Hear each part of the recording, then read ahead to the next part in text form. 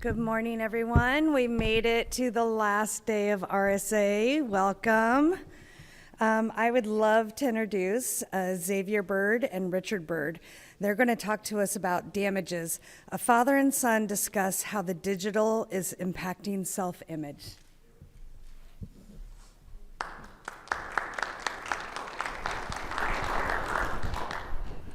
Well, good morning, everybody. Let's go ahead and take a seat here. We decided that we were going to do shares because, to be honest with you, this is actually a conversation between my son and I, and you guys get to listen in. And also, co-presenting with two people on stage and standing the whole time is a little rough. So before we get started, I'm actually going to let my son introduce himself, and then I'll add some commentary because I'm the dad. And then we'll move on through the presentation from there. So, Xavier? I'm not going to look at the screen. Yeah, I'm Xavier Bird. I am currently a doctoral candidate at the University of Denver, receiving my doctorate in psychology. That's a PsyD, not a PhD. I don't like research, but I do like providing therapy.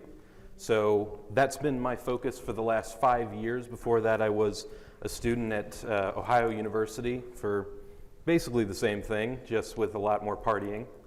Not that I ever went to any, I swear. Yeah. And I have been learning a lot over these last, I would say, couple of weeks, because I don't know anything about cybersecurity. I don't even have a really specific antivirus on my computer. But my experience with the digital world has been the primary influence behind what I would call my doctoral thesis. We use a little bit of a different term for it. And it has been my immense pleasure to try and open up the minds of my own colleagues to the importance of the work that you all are doing and how it impacts honestly, the age group from 0 to about 25 right now, and especially the parents of those who are raising that generation. So I'm Richard Bird, and my current role is Chief Security Officer for Singular AI. AI governance and security play focused on not how AI is made or works, but how it's used, consumed and used by employees and contractors and all that kind of good stuff. But I've only been in the startup world and solutions world for about 7 years. For 24 years, I was in the corporate enterprise. And my first track was IT operations, middle office, back office, and banking, dirtiest job in banking.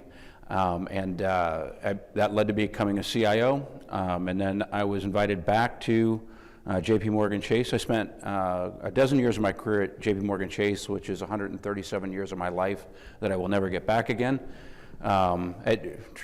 True story though, Chase, I wouldn't be on this stage if it weren't for the experiences there. I rejoined JP Morgan Chase in the beginnings of centralized information security in the late aughts. And the only job left at that time that nobody wanted was identity. Through some weird set of mechanics, I became, first of all, I ran one of the largest identity shops on the planet for a number of years, and then became this known personality in identity.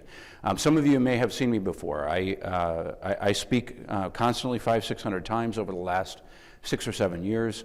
I'm involved in a lot of conversations around kind of contentious items in our industry. I have been quoted significantly in major media. And I once got to tell Brian Krebs that I have more quotes than him. And I always like to remind Brian he's not a security practitioner, he was a victim, he was a really good journalist. But it's given me this really expansive view of our industry. Now, I want to talk a little bit about our relationship. And I also want to give a bit of a warning here. I mean, first of all, because of a series of things in my life, I've learned the power of being able to cry. So there may be some tears here today, especially for those of you in the room who are parents, because some of the things we're going to share are difficult to hear. And frankly, some of the things that we're going to share are things that we do not talk about in the security and corporate environment. They are taboo, and we leave them alone because we think that what we're doing is protecting our companies, not protecting anything else. That our role is not impacting the lives of other people outside of those enterprises, agencies, or organizations. And I'm here to tell you that they do, right? The other thing is that, there we go. As a dad, we focus on protecting our kids, protecting our family. So it's tough for me as a practitioner. It's tough for me as a personality that's known in the industry to come up here and be vulnerable, right?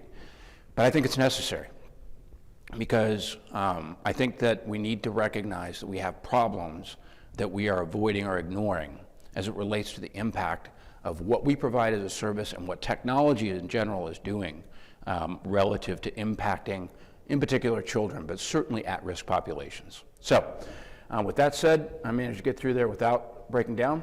Obviously I've been together with my son for 27 years. All of my children are grown and gone. I have 6 children. And next slide, you'll understand the importance not just of these topics, but topics of all different varieties in our industry and society. I will say that the little guy in front of us at Denver Beer Co. here is Alfredo. And since all 6 of my kids are grown and gone, I've replaced them all with pets. So Alfredo is my new youngest child. However, I want to share a little bit more about Xavier, and I've asked his permission to do this because it's really cool. You're sitting here going, wow, he's a doctoral candidate, and in fact, he is only his already scheduled doctoral defense and basically signing off on the paperwork from being a doctor, right? So he has done all the work. He has been a therapist. He has been a counselor for years. Except if you look at this picture, and 2 of my children are missing, my stepdaughters, Brooklyn and Natalie. These are my 4 children, from my first and second marriage, the 2 oldest. And what you see on that screen, plus my stepdaughters, I am the father of 4 women. I am the father of 2 queer children.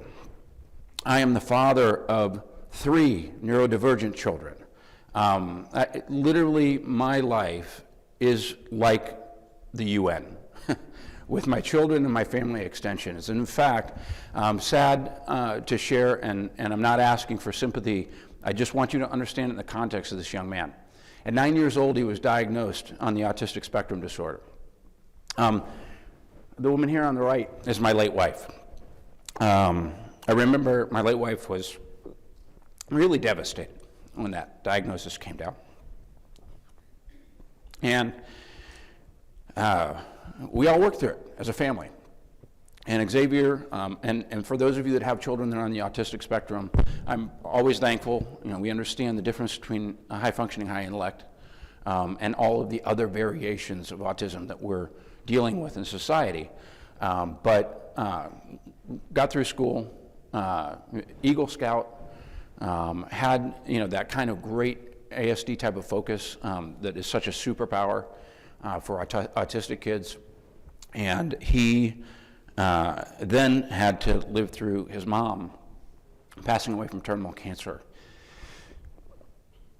in his senior year. And very clearly and obviously, the last point of diversity is purely visual, and you already see it. My late wife, 21 years together, 21 years married, 26 years together, African American. My 2 children together with her are black. So before we really dive into the topic, it's been very hard for all of us here in this conference, and we've all felt the undertone. The political climate is difficult right now, right? And we've all been trying to struggle with a number of different things, and I'm going to be very, very blunt. I stand with Chris Krebs, right? But it's very difficult for all of us to not let the current climate push into what we're talking about, because everything is connected to everything. And as we dive into this topic, I do want to say, I will not name names. I am not making a political statement here. I will only use initials. But RFK saying that autistic children will never have relationships, will never have jobs, will never be able to connect, will never collect a paycheck, has obviously never worked a day in technology in his life, ever. I work with neurodivergent people, and I have for 31 years. A lot of people think I might be, right? But the idea, first of all, an entire industry, technology, and the microdomain of security within it relies on diverse perspectives, diverse people, neurodivergency. Like, we rely on those characteristics for our talent. So it's insulting to our industry to hear those types of words coming from the administration. As a parent, it is inexcusable to have to hear those things about our children. So I think that we also need to add those types of things that are happening in society that are reinforcing messages that people are broken, that they're unfixable, that things are a problem with them and not with the way that we're doing things. And I think that's a good way to lead into today's topic. 20 years of digital growth. I'm going to jump in first because I think it's really important. How the heck did we get here? And I really always like to ask questions about our history. You know, there's only one history book about cybersecurity, a vulnerable system. And that's not really a history book. It's more kind of like really cool things that have happened that have kind of changed the arc of things. But we don't really have much in the way of history books about how security and technology have evolved and developed. Which is interesting because I ask questions all the time. One of my favorite that we won't go into today is when were accountants and passwords invented, because they're fundamental to the foundation of everything that we do in digital. I just recommend you go look at the year 1961. But then one of the other ones that comes up frequently is how the heck did we end up with an anonymous world on the internet? And more importantly, how did the heck in the United States do we end up with the expectation that you have a right to anonymity? No other aspect in our analog lives do you have a right to anonymity. However, in the internet, we have built it that way. Why? Well, it actually goes back to DARPANET, right? It actually goes back to the very beginnings of DARPA, which was a government-funded, quasi-government organization opening up the channels to allow people to engage on the internet. And I don't know about you guys, but it's still true today. Many of us, especially in security, are paranoid by birth. So the early users of DARPANET on the citizen side felt that there were concerns relative to their own safety and privacy if they exposed who they were. So they were allowed to operate under proxy identities or names on DARPANET. The construct of anonymity in the internet wore itself out more than 25 years ago. We've never fixed this problem, right? And because of this, it allows for tremendous amounts of bad behavior. Forget the criminality aspects. Tremendous amounts of bad, unaccountable behavior on the internet. We designed it this way. Like I like to tell my children, we are here because we put ourselves here. This is exactly what we've done to ourselves. So, not saying that we can't complain about it, because we all do, but it is the reality. And because of this, we have not put in place barriers and boundaries to ubiquitous access to everything.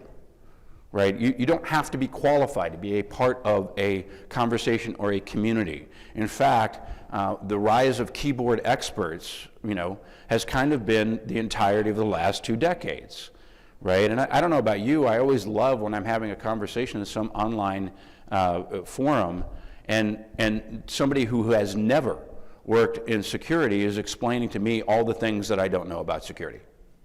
Right? But this is the reality of the world that we live in. As an adult, I'm tempered. I can take it, usually. But what we've also seen is the digital device problem. We have it up here. So, Xavier, what were the arguments over just a cell phone when you were a teenager? Why can't I have the internet on my cell phone? All my friends do. That was my argument when I was first getting into it. Yeah.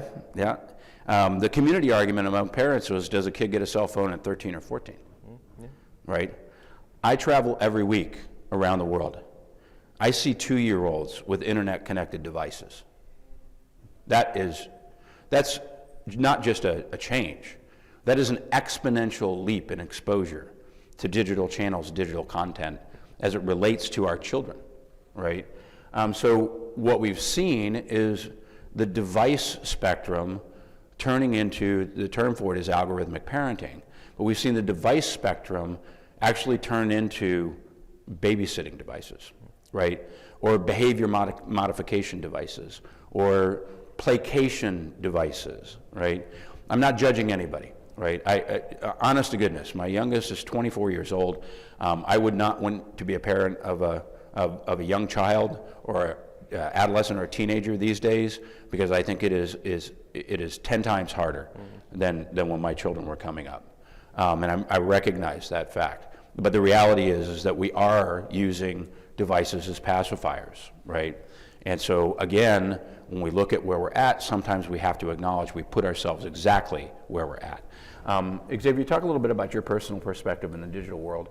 And it's not just when did you get a phone, but you know, you're a Twitch streamer. You've been a digital native. You've gone through, you know, all the kind of exchanges that happen, you know, on gaming, voice headset communication. So share that a little bit. Yeah. I am lucky enough to have been born in a time where I never needed to use dial-up internet. My father was thankfully very prescient in predicting how big Wi-Fi was going to be, and I've been, you know, using the internet and using all manner of its functions since really I was old enough to have my fingers fit on the keyboard.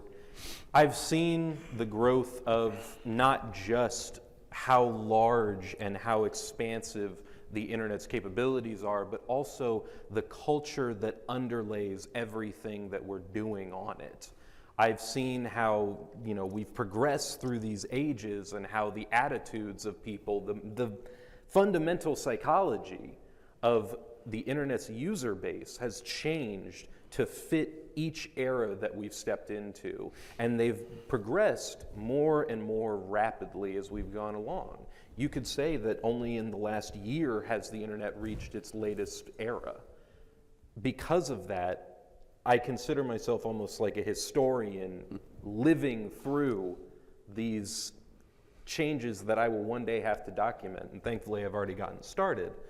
But to kind of touch on your point, you know, and I'm not here to judge either, though I may sound like it, mostly because as a therapist, my job is to be kind of in the face, especially of my clients' parents when they're 8, 9, 10 years old and they're having behavioral issues because mom and dad can't figure out how to actually interact with them or how to get them off their iPad. This change has fundamentally altered the way not only that we're parenting, but that our kids are interacting with one another, how they're interacting with their parents, and how the world is interacting with them, which has changed my field dramatically to the point where my doctoral thesis really was on, we aren't doing enough to understand this. We do not have the studies. We do not have the data, and it's time that we get on it. Well, I love it, although I just, as dad, I gotta say, and I see a couple of folks whose, you know, hair color or absence of hair would suggest you might be my same age. I love that you called yourself a historian of technology. If you didn't play TRS-80 Hunt the Wumpus and have a 16K audio cassette for storage, you don't go back to the roots, right? Oh my God. Like, yeah, the real old school technologists. I see some of you out there, so I appreciate you. Let's talk a little bit about 5 minutes of fame. This has been a lot of fun.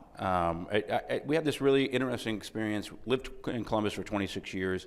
I got a call. The reason I'm in solutions, I got a call from, you know, really a well-known leader in cybersecurity, just a phenomenal person, Andre Durand at Ping Identity. And he had seen me speaking when I was doing some speaking in the security space, and I really was just waiting to find my next CISO gig, right? I didn't think that I was ever going to leave corporate. I was just taking a year off and doing some stuff. And Andre came up to me one day and he goes, "You need to come and work for me." And the the next thing was, and you need to move to Denver, which I did. Picked up everything because my last child was graduating from high school, and we went across the country, and so we had this opportunity to live in Denver. And weirdly enough, and I had to complain about it, at least two of our kids accidentally followed behind us. I was like, we're trying to get away from you, right? And my son actually applied to only a handful of master psychological doctorate joint programs in the United States. One of them happens to be at the University of Denver. So here I am. My son moves 10 minutes away from our house in Denver. And that created an opportunity for us to have lots of conversations about what he was learning at the time. And he has always dropped these really interesting nuggets. I like to think the one thing that, other than the glorious hair that you inherited from your father, the other thing that you inherited from your father is the ability to create a story or a narrative or a simple analogy or metaphor that explains some really difficult concepts. And so he drops nuggets on me all the time, and I'm like, man, you need to write that down. Like, that's really, really good. And one of these is 5 Minutes of Fame. Those of us of a certain age know that the 15 Minutes of Fame came from Andy Warhol, right? And for years and years and years, we talked about the 15 Minutes of Fame, except 5 minutes is a super interesting statement, and Xavier's going to explain it in terms of the ramifications of influencer culture and what children's expectations are about the access to the digital world. So talk a little bit, we were talking about this last night at dinner, talk a little bit about how children perceive influencers in terms of not just their role, but as part of a career path. Yeah. So right now, there is a mass movement among kids between the ages of about 12 to 20 who look at this career path, really, of being an influencer, which a few years ago everybody would have heard that and started laughing. I still remember when people said, I want to be a YouTuber, and everyone thought you were really foolish for trying that. But now, studies have shown that just about approaching 3/4 of high school-aged teenagers in America are looking at being an influencer as one of their top 3 to 5 career paths. And they see it as legitimately viable, which has completely changed the way we're looking at graduation now. High school graduation can sometimes be seen as little more than a semi-necessity, which is kind of a little bit regressive in some ways, but in the eyes of these kids, it has become just a factor of life. They know someone by name, whether, not personally, but they know someone by first name basis who has made their millions being an influencer. They know people who have made hundreds of millions just by association. And so the immediate thought is, I can do that. Yeah. I have the idea. Yeah, and I want to make sure we stay time on task here because we have 50 minutes to get through everything. The next thing I want to talk to you about, because another fascinating discovery, that I learned from you was, the digital providing a pathway for rationalizing antisocial, criminal, misogynistic, any type of negative behavior. And you've talked a lot about how children are operating in the digital, and because they're seeing and participating in a world that they believe is mystical and separated from the analog in real life, that they believe there are no consequences for their action. Yep. The unfortunate side effect of being a teenager really is, I've mentioned it to you before, the theory of adolescent egocentrism. I'm sure you all have heard it at some point, but probably your only exposure to it was in driving school, when they would tell you, every teenager thinks, I can drink and drive, I won't crash. That idea exists in pretty much every facet of many teenagers' lives. The idea that no consequences will come my way because I'll do it right, I'll do it differently, and that plays into this current rise on social media especially, and on the internet more broadly, of these risk-taking behaviors, of these criminal actions, because this belief that I will not suffer consequences. Well, and we'll put a pin in the third topic here. The other two are redundant to what we've been talking about. Obviously, consequences avoided until they're not, right? And this is, as a parent, we all know this. You think you can game the system until you can't, right? We've all done this. I know what it was like to glide into my parents' driveway with my gear shift out of gear and my engine turned off after I'd been out partying with my friends and believed that nobody would catch me, and I found out that my parents were actually a lot smarter than I thought they were. But the transformation of language among youth, this is super interesting to me. Show of hands, who's seen Adolescence, the BBC series with Stephen Graham and his wife? Fascinating, right? Fascinating. First of all, if you watch it, just a spoiler, there's no way you're not bawling at the end of it, right? The second thing is that halfway through the second episode, and I have to give this spoiler, I actually reached out to Stephen Graham and his wife and asked for permission, but I talked to his people, and his people didn't call my people. So the challenge with what was on that episode was eye-opening, and as technologists, we should have already known this. We should have already understood this. As people that lived in the era of leet speak, right, we should have seen this coming. In the second episode, there's a teenage boy that's in the same school where the young girl is killed that is the center of the entire plot. And his dad is the police officer who's investigating the crime. And all of the police are looking at all of these text exchanges between these children that are involved in this horrible situation. And they're like, well, look, obviously they weren't enemies. There was no bullying going on. There's lots of hearts. There's lots of smiley faces. And this teenage boy pulls his cop dad aside and looks at him and he goes, that is not what those messages mean. Mm-hmm. So think about the evolution of something as weird as leet speak. It inevitably, if you talk to linguists, it inevitably was going to turn into a specific language, which it has. And it is a language which virtually no parent can interpret. The colors of hearts, the positions of emojis, all of these different pieces can stack into communications that are happening between your child, your teenager, your young adult, and an entire universe of people, and you don't know the language. Like, if there was anything, I jumped up out of my seat when I saw it. I was like, this is absolutely terrifying, because we're not even speaking the same language anymore. I'm going to dive into the speaking the same language. I always make these big deals, because I had such a long time in identity. The forgotten security domain, I have to remind people that identity is actually in NIST and ISO, right? Because everybody thinks, identity is not that hard. It's just giving people access to things. Exactly. And it's nice to see that identity is moving into identity security instead of identity access administration. Probably not fast enough, and probably about 30 years too late, but it has huge consequences, right? Because it's not just within our corporate environments that these problems have manifested because of this transport mechanism that we call your access, right? It continuously causes problems of blurring the line between the analog and the digital. And when we think about this, the most physical and threatening and harmful version of this is swatting, right? And we think about this in the context of no consequences.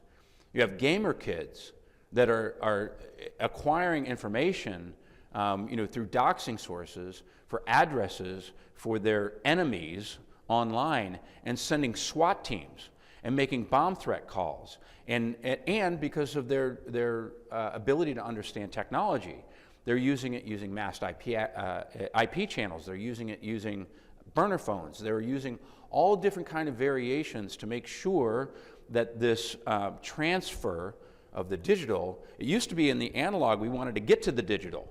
The digital is breaking out and affecting our physical lives in the analog now. Like, if you don't believe me, trust me, the instant that a SWAT team shows up at your door and you did nothing and you have no idea what's going on, and you go through the end of that process and you find out that it was some kid in Nebraska who gave them the wrong address because the gamer kid that they were mad at is your next door neighbor. That is an actual real world case that happened, and a man died. Like, this is insane that we're seeing this kind of munging and blending of the digital world and the analog world, and predominantly we're seeing those behaviors, again, taking criminality out of the equation, or nation-state actors, we're predominantly seeing that behavior being executed by, in general, male teenagers, right? And it's interesting to see bullying to exploitation to suicide.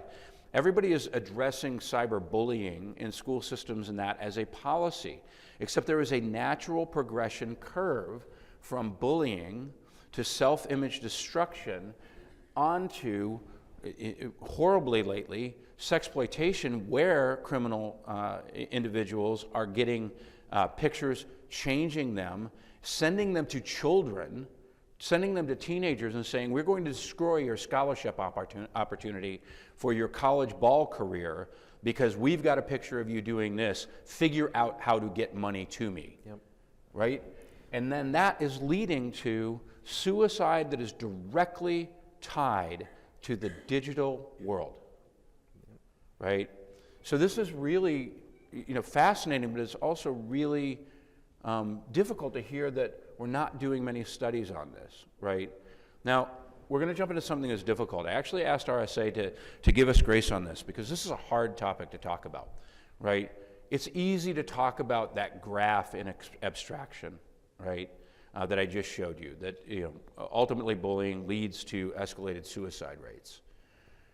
We need to talk about it in specification, right? We can't continue to treat use cases like hypotheticals, right? Not when we're talking about people's lives. So when we think about something that is right in our face, like, was there any booth that did not have AI on it at the expo floor? Right? I shamefully have joined the AI revolution on the security side, right? Because it is where the industry is going. We understand this, right? But this is Sewell Stewart III. You have probably heard about this case, but what you haven't heard about is the background story about the company that has created the situation that led to this situation that this young man and his family have faced. And I'm going to talk just a little bit about the case, but I want you to talk about again, he comes up with the most incredible nuggets, the digital wish fulfillment machine, right? Sewell Stewart was engaged subscription basis with, and I'm just going to say the name of the company, it's public record, Character AI. And Character AI has this interesting business model where they're building basically bespoke and personalized bots, right? And those bots engage with you in some form of a synthetic relationship, right? I'm speaking our language, right? A synthetic relationship. This is a synthetic entity. This is not a human being, right? And so in engaging with a synthetic entity, not only, as we're hearing some of the studies say that what we're finding with AI, and I don't like the term that AI wants to please its creator. I've been hearing that recently. There is a difference between pleasing and satisfying, right? And pleasing and satisfying, that difference is really a code-based conversation for us technologists, right? When we code an AI, it does want to return what we've asked it to do, right? I don't think that's the same as the emotional level of pleasing me, right? But I do think it wants to have a bias inclined to telling me what I want to know. Think about, though, in the case of Sewell, the bots that Character AI create were purposely intended to reinforce all of your desires, all of your problems, it's there to communicate with you, right? And in this particular case, the bot that he built for himself was modeled on Daenerys Targaryen from Game of Thrones. And as the conversation goes, he became romantically attached to this bot. And the argument that is currently going on in court is whether or not the exchange that happened at the end of his life was the catalyst that caused him to commit suicide. That the bot was encouraging and supporting his decision for him to come to her, right? It's a 14-year-old boy, right? If the lawyer's arguments are he should have been able to tell the difference, I'm going to go find that courtroom and I'm going to probably go to prison, right? Because this is a 14-year-old child, right? Family is suing. Now here's the leaving off point, that here is the indictment on the security community that we need to be understanding, considering. Character AI, obviously, in litigation said we did nothing wrong, right? We did not create the weapon, right, that caused this situation to happen. However, immediately after and continuously since the litigation was registered in court, Character AI has continued to drop new policies, parental notification, age verification and validation, right? Those of us in security know they could have done that when they launched in GA. Why didn't they? Didn't care a thing about security and safety. They cared about revenue. I see it. Thank you. They cared about revenue and profit. I'm not discounting the need for revenue and profit, but when you could put simple controls in place that would protect people and you chose not to, I believe that you are culpable, right? So talk a little bit real quickly about this, kind of I mean, we can't put ourselves in Sewell's shoes. Right. But you have definitely worked with a lot of children. Yep. Who are probably having the same thoughts, who are probably exposed to the same technologies. Yeah.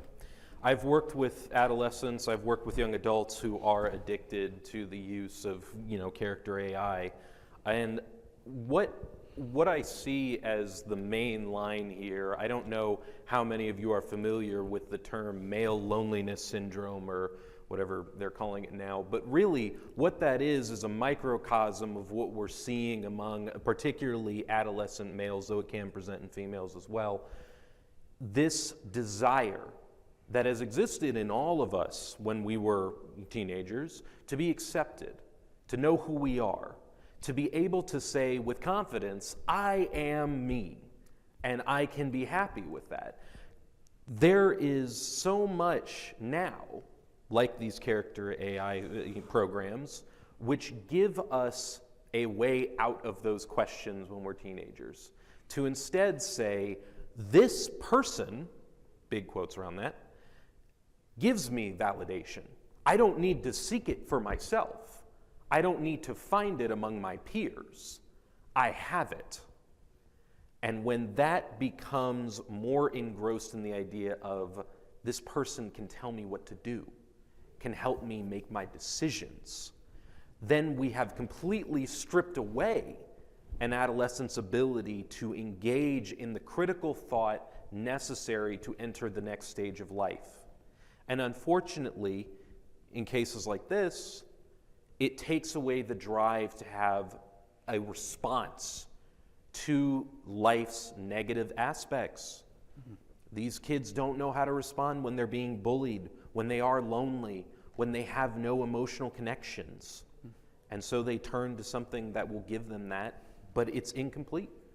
Well, I love so many things that you said, and this is like, you're already understanding. We could probably sit here for 5 or 6 hours all together because there's so many threads that we can pull on this.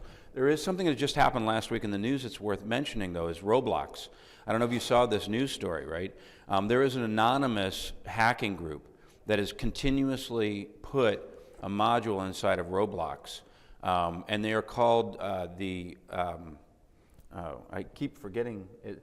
Honest to goodness, I'm not breaking profanity rules here. The acronym is ASS, Active Shooter Studios. And Active Shooter Studios, what these bad actors are doing on Roblox, right? I want you to think about the age group of kids that are playing on Roblox.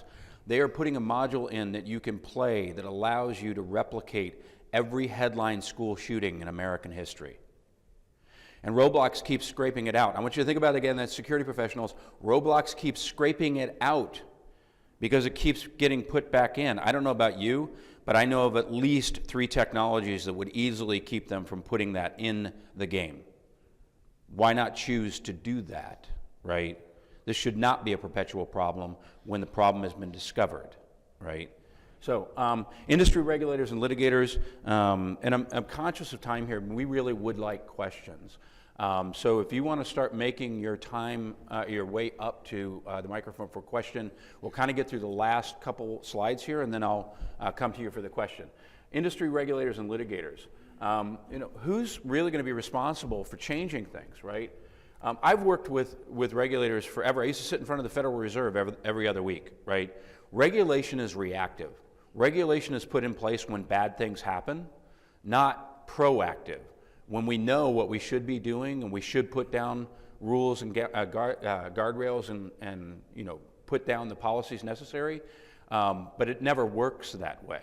Legislators obviously are part of that ecosystem. And when we look at corporations, we've already talked about the principle of revenue and profit, and it raises a concern that we all have. Let me give you a proof test here. Why, and maybe the youngest generation in the room may not have the answer to this, why do corporate executives buy IBM? You never get fired. That is an interesting statement that it manifested 40 years ago. And we still say it. Why? Because there's still a certain amount of trust that we extend to IBM.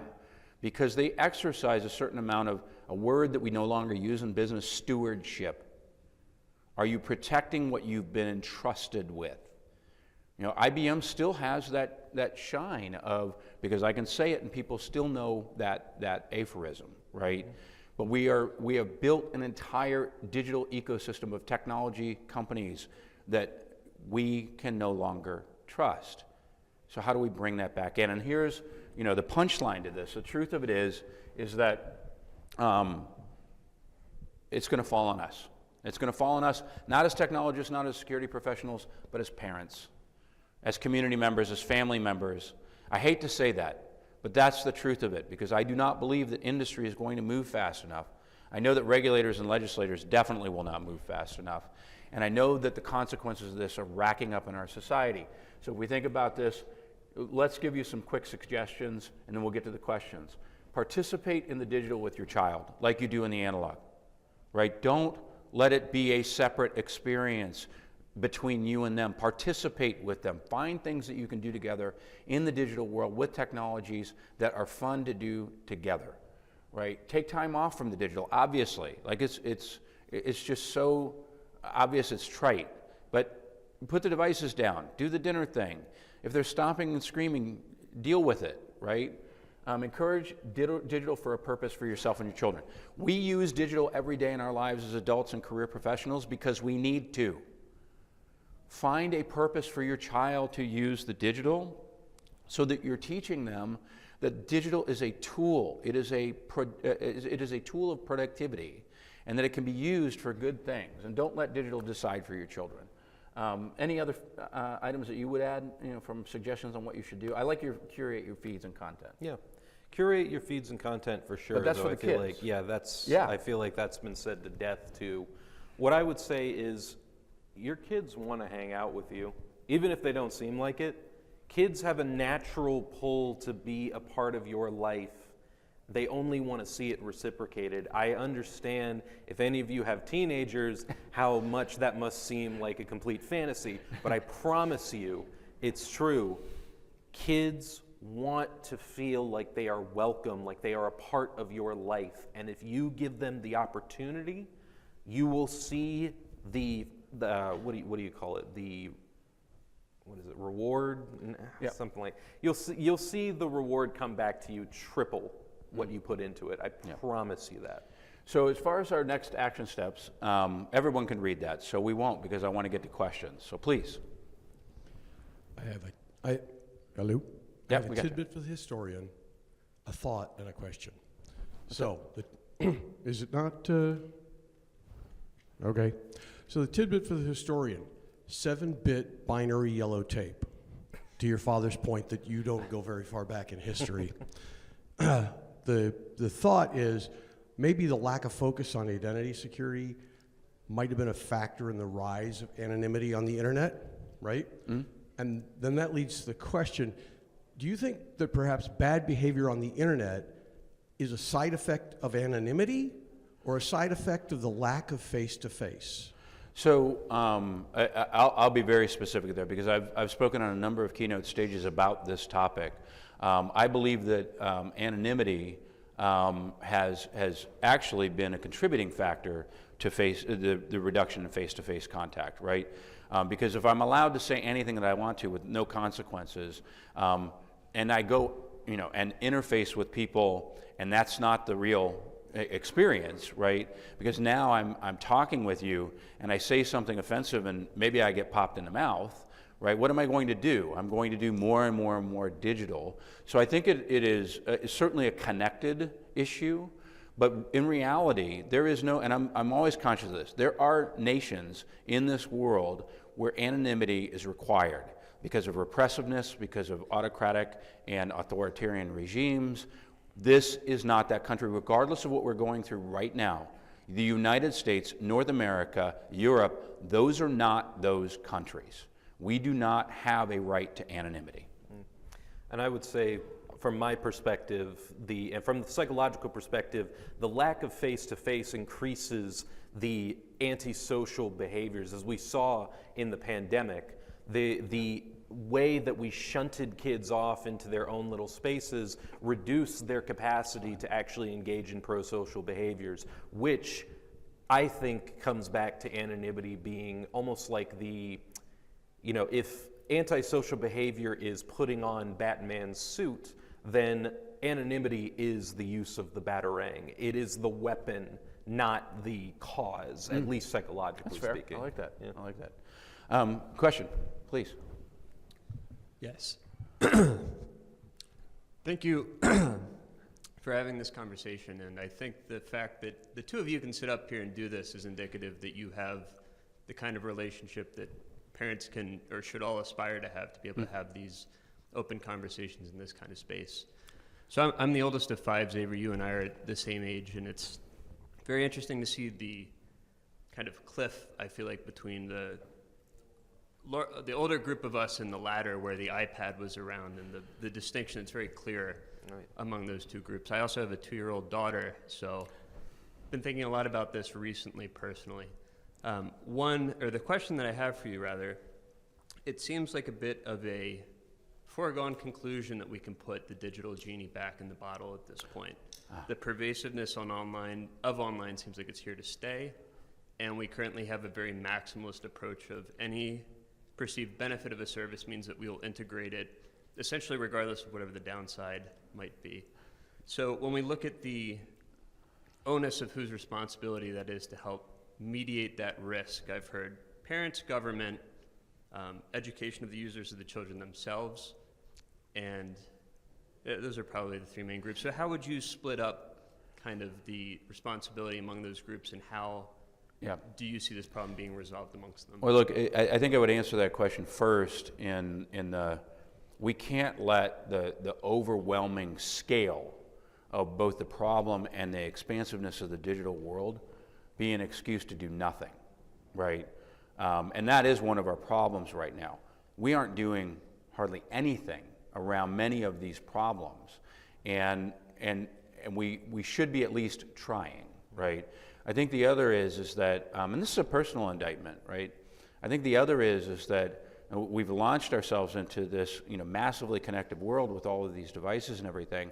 And I think, frankly, we've done a horrible job of being engaged and educating our children about these things, right? I was talking to somebody at dinner last night whose 11-year-old daughter was going through a number of issues on one of the social media channels, and that child came to the parent and said, I'm just getting rid of that account. Obviously a very mature child in their thinking at 11 years old, but they just said, I'm not going to engage with this channel anymore, right? We should be talking about, here are the things that you should be watching for that help you make that decision. So we as parents obviously need to be educating children better in the use of the digital. And I think that will have a huge impact, but obviously then we get into all kinds of problems of economic diversity and demographics, and so it's still a giant problem, right? But I do think that we're going to have to shoulder this weight. I would love the industry to take responsibility. I do not have faith in the industry doing that, right? So one more question I think we have time for. This ties in nicely with the question that I was going to have. how do we convince industry that this is a business imperative? That how do we convince schools and the government that this is a societal imperative? It's not something that shows itself in monetary revenue immediately, right? Right. Are the solutions like having the tech companies do safety by default, security by default, safety by design, security by design? Yeah, he got excited about this one, so Yeah. I'll let him answer the psychologist side of that, and from a technology standpoint, I have opinions. So just real quick, we'll get the answer. Yeah.